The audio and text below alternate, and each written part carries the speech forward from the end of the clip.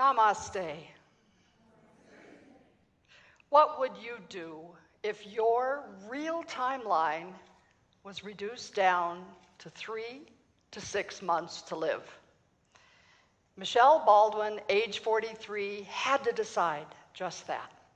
Her cervical cancer returned for the third time. No more chemo, no surgery, no more radiation. It was a death sentence. Cervical cancer is caused by a virus. There's a vaccination for it now. And in the future, it may be as obsolete as measles or polio. Yet, it kills 4,000 women in the US every year. The virus is HPV, human papillomavirus. It's sexually transmitted. That incredible thing we human beings have as sex has a wicked downside. Men transmit HPV. It passes through women normally like the flu virus, but for thousands and thousands of women, it resides, it mutates, it evolves into cervical cancer. Men get this cancer as well as throat or tongue cancer. We women are lucky. We get to line up and get a pap test every year, often forgetting what the pap test is for. We know the position. It is the earliest detection of cervical cancer, unless you don't get the pap test. Michele didn't for 10 years. She ignored the symptoms. At the birth of her third child in her early 30s, she'd had her tubes tied, and she decided she was immune from female problems. She ignored the symptoms. With this death sentence, Michele decided she was going out with one last big adventure. She was going to do something never done before. She was going to make a statement for not only herself, not only for the women of the US, but for voiceless women in India. This disease, cervical cancer, kills 74,000 women in India every year, and the numbers are probably far greater. Why India? Michele had traveled there at 19, 6 months up and down the country with just a backpack. She had worked with Mother Teresa in Calcutta.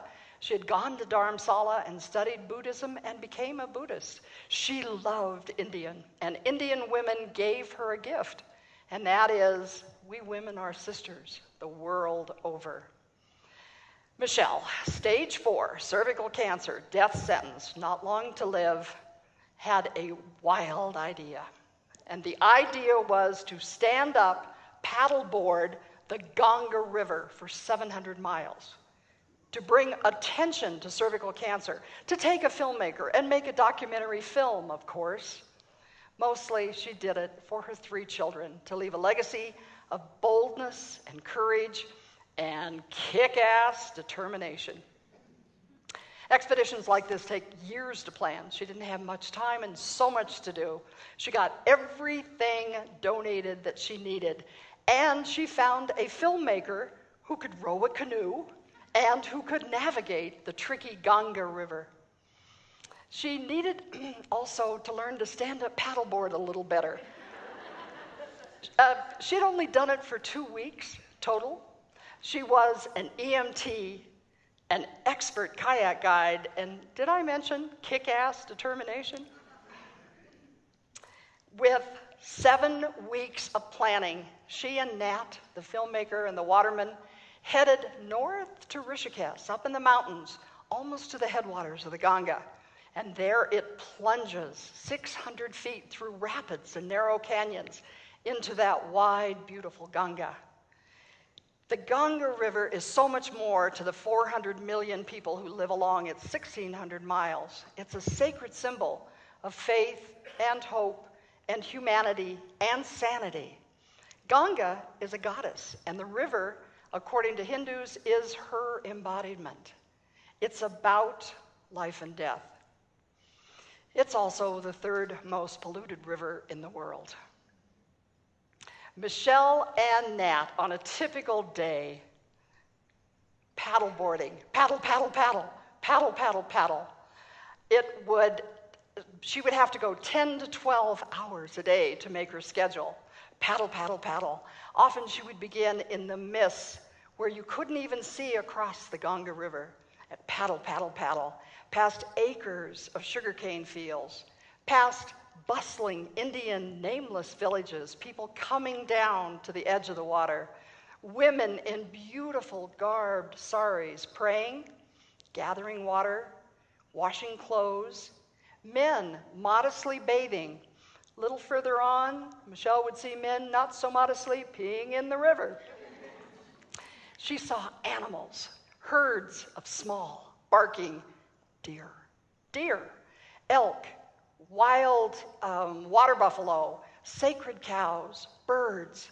But the best of all were the dolphins at the end of her paddleboard. These are an endangered species, and there they were, nonetheless, paddle, paddle, paddle. She would get off occasionally at a Hindu ashram for a rest and a little refreshment and be sent away with the most wonderful blessings. Back on the board, she listened to her iPod. She did yoga. She meditated.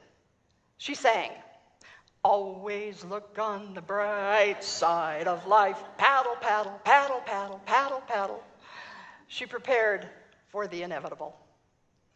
Michele would get off the river for press conferences. She had that all totally arranged, television and radio and meetings with doctors. And there she was graceful and brutally blunt. Your women are dying of cervical cancer. It's easily detected. It can be stopped if it's detected early enough. Your country is brilliant. You've approved the vaccine. Urge your children to get it for boys and girls. Encourage your women to get the test. Don't have your children grow up to be motherless the way mine will. And the news spread throughout India. Dare I say it went viral? It was in newspapers in many Indian languages. Back here in the US, she was on NPR. She was in the Albuquerque Journal. Yay. She was in every stand-up paddleboard magazine. 25 days later, Michele triumphantly paddled into Varanasi, 700 miles finished, her destination place. She was met by another press conference, and they wanted to know about her. And she said, "I have been healed by the awesome Ganga. I was terrified of failing at this trip. My terror is tamed. I was afraid of dying, and Ganga has changed that, transformed it into acceptance." Her story is my story. It's our story. She is Michele Lenore Frazier Baldwin, our daughter, his sister, her mother, their friend.